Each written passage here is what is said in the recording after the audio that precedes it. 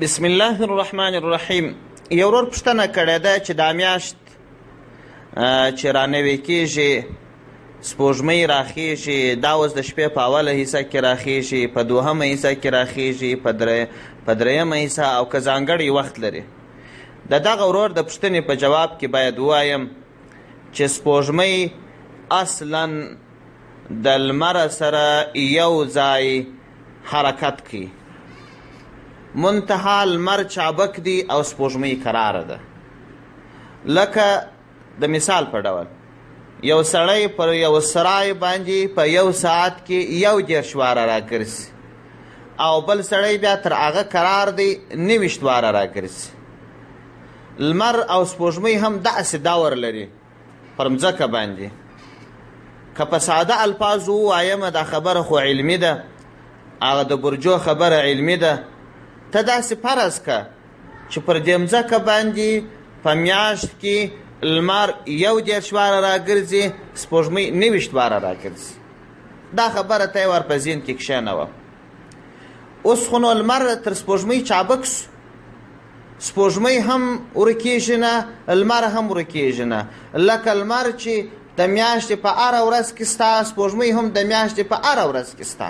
منتها نکته دا ده چې کله لمر او سپوږمۍ یو ځای سره روان وي، لمر مخکې ولویږي، سپوږمۍ وروسته پاتې سي، څو ساعته وروسته ولویږي، نو دلته رڼا کوي. او که د لمر سره یو ځای ولیدل څوک یې نه ویني، ځکه د لمر شعاع ورباندې تیزې دي. که تر لمر 20 دقیقې وروسته ولوېدل هم نه معلومیږي، که نیم ساعت وروسته ولوېده هم نه معلومیږي، که 1 ساعت وروسته ولوېدل معلومیږي. حاصل دا چې کله د میاشتې اوله سي، نو اول لمر ولویږي، نیم ساعت یا 40 دقیقې بعد سپوږمۍ پسې ولویږي.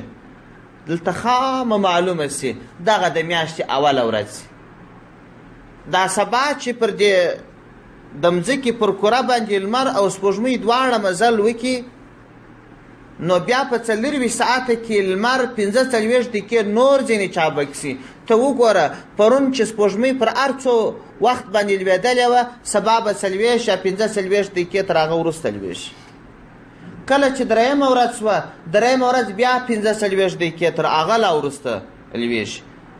نه دی د میاشتې اوله چې دا چې څنګه تیاره کېږي، د سپوږمۍ ورکه سي، دویمه ورځ تر اذانو ولاړه وي، درېیمه ورځ د ماخستان تر لمانځه وروسته ولوېږي، څلورمه ورځ تر د هغه پسې وځنډېږي، پنځمه ورځ تر د هغه پسې وځنډېږي، هله آخر د شپې نیمایي ته ورسېږي، د شپې په آخر حصې ته ورسېږي، بیا حتی د سهار تر لمانځه وروسته راوخېږي، د سهار تر لمانځه وروسته راوخېږي، څو دقیقې د سي بعد لمر پسې راوخېږي، بیا مزل سره وکړي ماښام چې لمر ولوېدی، سپوږمۍ ځینې پاته سي، چې ځینې پاته سوه د هغه د بلې میاشتې اوله ده.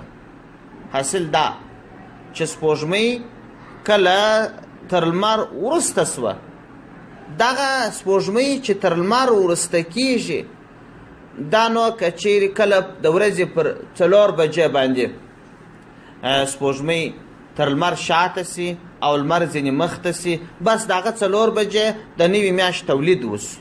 کله پر 5 بجې، کله مازدیګر، او که چیرې ماښام سو لا لمر تر سپوږمۍ نه و مخکې سوی، نو تولید د میاشتې نه دی سوی، سبا کېږي. نو الله دې وکړي چې ستا خبره ذهن ته راغلې وي. دا موضوع لږ علمي ده، ما په ساده الفاظو باندې درته وویل. حاصل دا چې هر کله میاشت د دې خوا څخه ولیدل سوه، دا د میاشتې اوله ده او تر لمر شاته سوې ده. که ونه لیدل سوه نو تر لمر نه ده شاته سوې، دا سبا شاته کېږي، که چیرې ورځې پوره وي. والسلام علیکم ورحمة الله وبرکاته.